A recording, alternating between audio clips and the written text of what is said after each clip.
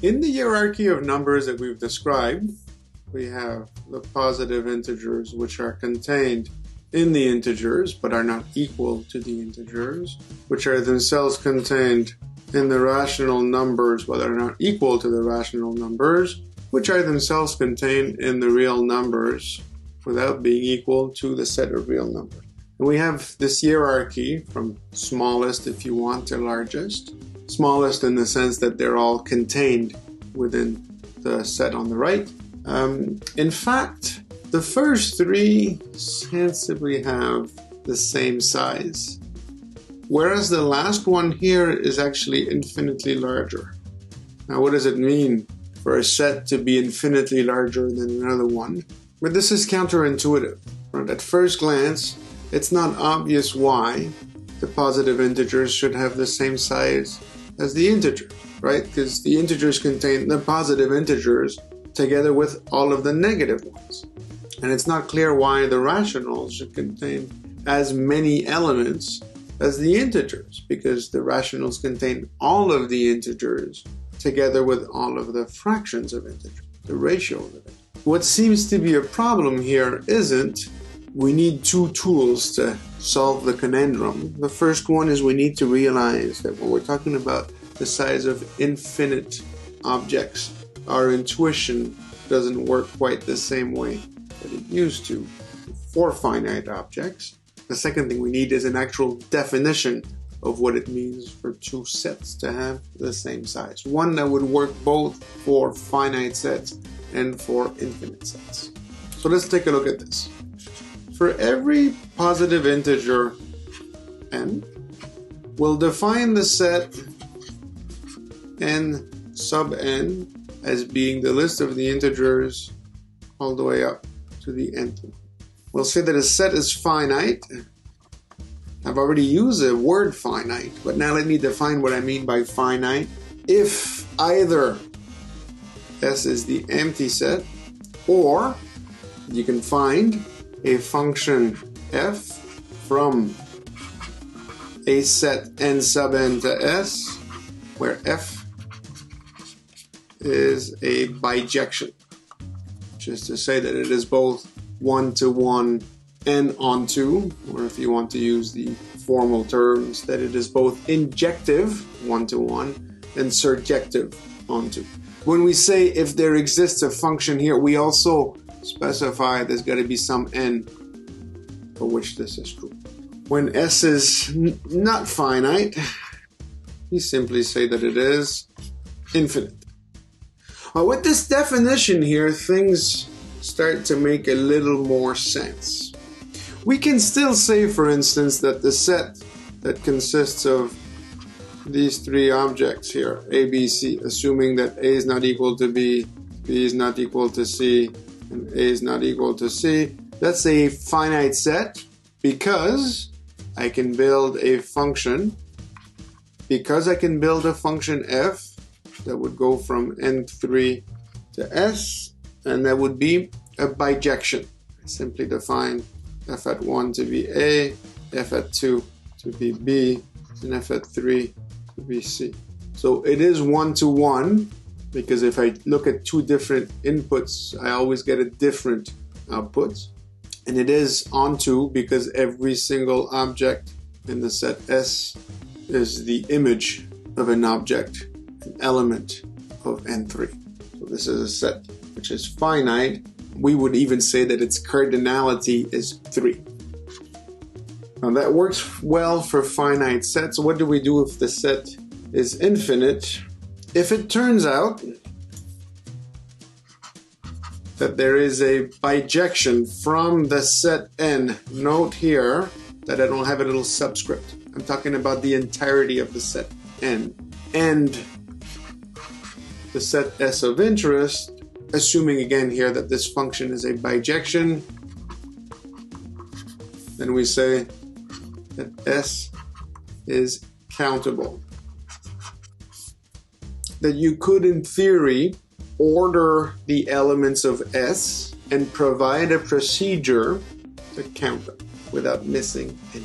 That you could list them in their entirety. Even though they're infinite, you would never get to the end of the list, but you would have a procedure that would allow you to go from one to the next, to the next, to the next. And then going through this procedure, you would eventually count every single one of the elements in the set S. If that can't be done, we say that S is uncountable. You cannot order the elements of the set, you cannot count them. So when I said originally that N, Z, and Q all had the same size, whereas R didn't, what I meant was that N, Z, and Q are countable, infinite, and that R is uncountable. Let's talk about cardinality for a little bit here. Let's say we have two sets, Sn and Tn. Well, I can list them, right? I found a way to list them all extensively without having to deal with the ... that signifies that I'm going to infinity. These sets are in fact finite. They contain n elements each. Assuming here that all of the elements are distinct. They have the same cardinality because there's a bijection from one to the next. From the first one to the second one. And the bijection, we can provide it explicitly. It's the one that will give to each Si the corresponding element in the second set, Ti. Now that's not the only bijection. There are more than one. In fact, you'll find that there are n factorial such bijections. But we don't care about how many bijections there are. When we talk about the cardinality of a set, we care about there being at least one. We would write here that the cardinality of Sn is equal to the cardinality of Tn, which is equal to n. You might also see instances where this would be written card of Sn as the same as card of Tn. The cardinality of a set is an integer when the set is finite. When the set is infinite, whether it be countable or uncountable, the cardinality is something else. By construction, this is a definition which is defined for finite sets, and it matches with our intuition of what cardinality is, of what it means for two finite sets to be of equal size. We'll extend that definition to infinite sets. Our intuition doesn't match anymore, but that's the definition that we're going to be using anyway. So if there exists a bijection F from S to T, where S and T are sets, then S and T have the same cardinality. And here we make no restriction on the finiteness of the sets S and T. In particular, if S or T is the set of integers n, then T or S, depending on which one you use for the first part, the definition is countable. And we write that the cardinality of S or T or of the set n of integers is omega. When S and T are finite, having the same cardinality, all that it means is that you have the same number of elements. If you were able to make a pile of the elements for the first set and a pile of the elements for the second set, you could literally count all of them and you get the same number. When the sets are infinite, it doesn't make sense to speak of the number of elements. I cannot make a pile of all the integers. So we get some results that are somewhat counterintuitive. An example, the set of even integers, which I will denote by 2n, it's countable. It's countable because I can come up with a function from n to my target set, to the set whose cardinality interests me, and at least here's a simple one. I will map the first element of n to the first element of 2n, the second element of n to the second element of 2n, and so forth. Now when I say it this way, I am assuming that 2n can be ordered and that it makes sense to have a list of elements and that we know which one is the first, the second, the third, and so forth. But in practice, we don't usually know if the target set is supposed to be countable or not. I mean, being able to say that there's a first, second, and third element basically begs the question. We've answered before we start the problem. Instead, what you would like to do here is to be explicit about the function in question. So here's my bijection. It's a function f that starts from n into my target set 2n, and to each element n of the first set, the source set, it associates the element 2n, which is perpetually in the target set. Well, we know that 2n is in the set of even integers. That's the definition for belonging in 2n. So this function is well defined. Is it a bijection?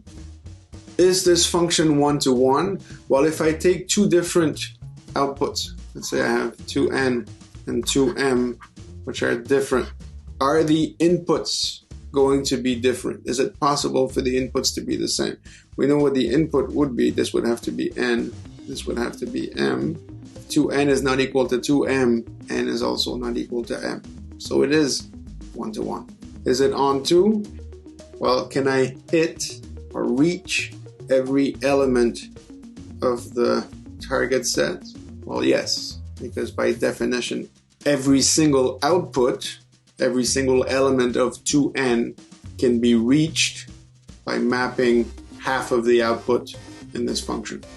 So this is a bijection, and in fact, n and 2n are countable. They contain the same number of elements according to the definition of two sets having the same cardinality. Now, it's not super surprising in the sense that you can just imagine that you have all of your integers and then you double them, right? Except, if you stop to think about it, 2n as a set is contained in n, but it is definitely not equal to n. The inclusion here is proper, but that's sort of interesting. Let's do another example. I look at the following function from z to n. To every integer z, I will associate the integer, well, either 2z if z was positive, or minus 2z minus 1 if z was negative. Now this function is a bijection. You have to show this. You have to show that this function is both one-to-one and onto. But because it is a bijection, you would conclude that the cardinality of z is the same as the cardinality of n, so omega. Both of these sets are countable.